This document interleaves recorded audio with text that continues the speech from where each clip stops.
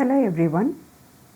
In the earlier sessions we saw how balance of power relations within family is crucial to overcome gender-based violence and how parents can mold their children to become good human beings irrespective of the gender to which they belong. In this session, we will see how gender stereotypes can be deconstructed for a positive, violence-free society that provides equal opportunities for both men as well as women.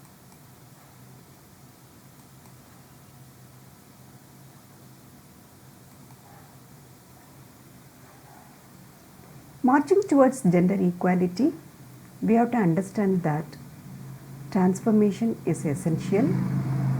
We have to transform the prevalent attitudes towards gender.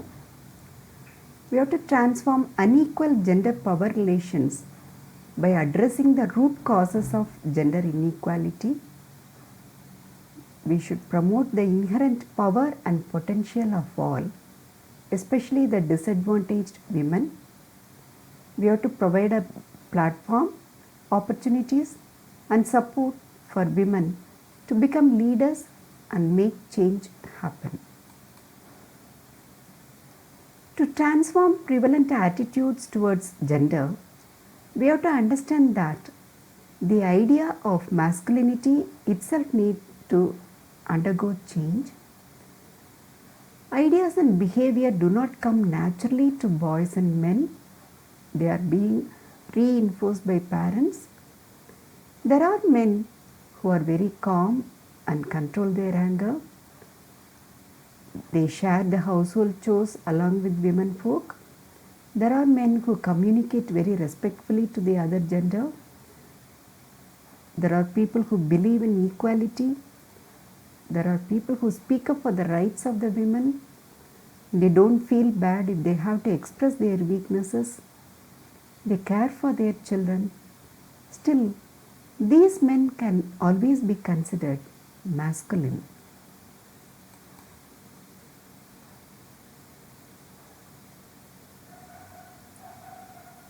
You might have noticed that till now we have been talking only about men and women in the family. Considering the variations in family compositions, Robert Skutch in his book Who is in a Family introduces how families can look very different. There can be adoptive parents, there can be foster parents in a family, those who provide only custody, and there can be blended families where a couple, their children and their children from previous relationships can all live together. There may be couples without children. There may be extended families, that is where joint families can be there, interracial families, opposite gender parents, same gender parents, single parent families we have, only child family we can have, and kinship care, that is sometimes the relatives take care of the children.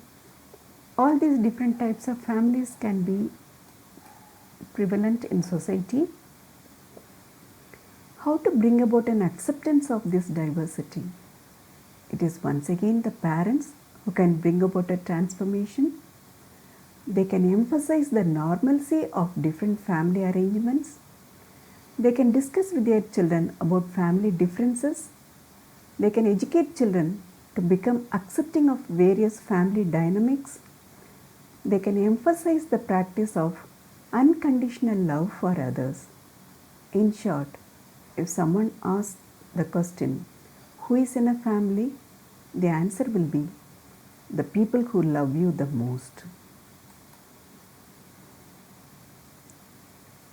There must be positive role modeling by the parents for this.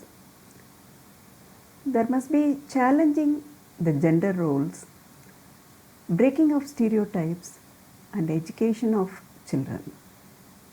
The fathers can show their children that adult male role can be nurturing by taking on an active role in childcare and domestic labor.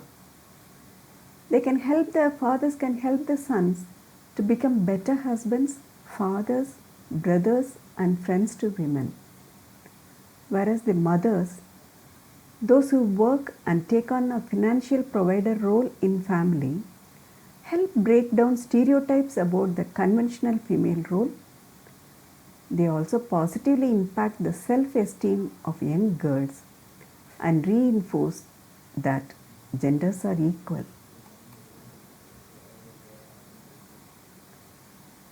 Considering the role of society, we understand that society is changing.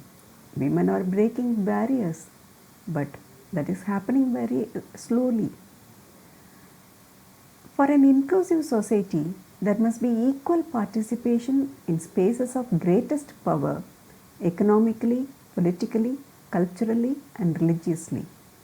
No mere tokenism, that is, just for namesake, women should not be included in powerful positions, they should be very much part of it.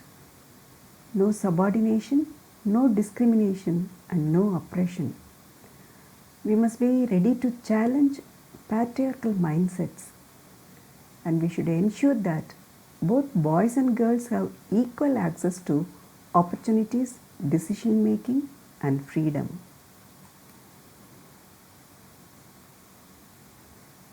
Considering the legal aspects, we have to equip women with knowledge and information so that they do not destroy themselves. Many women commit suicide without knowing what kind of rights they have in society. There are anti-dowry laws, they have laws for equal right to property. Domestic violence is not a crime, is a crime and not a private matter. The right to bodily integrity and the reproductive rights they have. But being aware of all these legal rights will prevent them from committing suicide. And once women are aware of their rights and have an improved social position, then they can successfully advocate for change in their lives, in their community, and even around the world. But one thing we have to be very cautious about, not to misuse certain legal rights for personal benefits. Some women do so for their own personal advantage, but that should be avoided. Considering the role of community, there should be encouragement for community ownership in preventing violations based on gender discrimination. We should ensure that state is accountable to implement various schemes, policies, laws, constitutional guarantees, and international commitments. Education should help create attitudinal shifts towards gender bias, and also awareness should be spread. Gender equity, the presence of fairness for humans of all genders, manifesting in equal treatment or unique treatment.